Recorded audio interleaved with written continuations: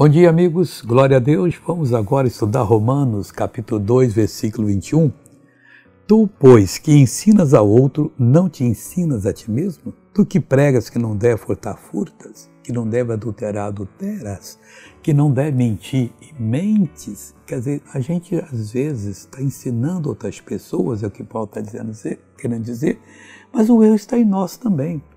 Ser mestre boca para fora é muito fácil, mas nós devemos ser mestre da verdade, da palavra, ensinando a todos que está escrito aqui para que nós possamos agradar a Deus. E reparando se nós não estamos cometendo aquele erro que falamos para os outros não cometerem.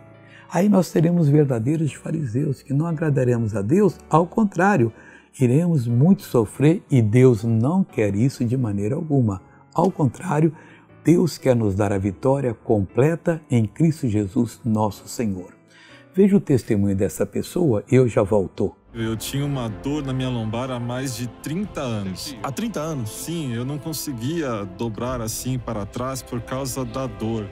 Mas agora, olha, eu me sinto bem e consigo me movimentar melhor do que eu fazia antes. Oh, glória a Deus! Glória a Deus. O Senhor te curou. Amigo, eu voltei. E quero orar com você agora. Eu oro dizendo, Pai, olha para essa pessoa que está orando comigo.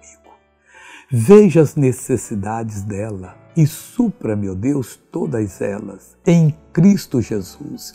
Eu uno a minha fé com a fé deste meu amigo ou amiga e mando que esse mal saia.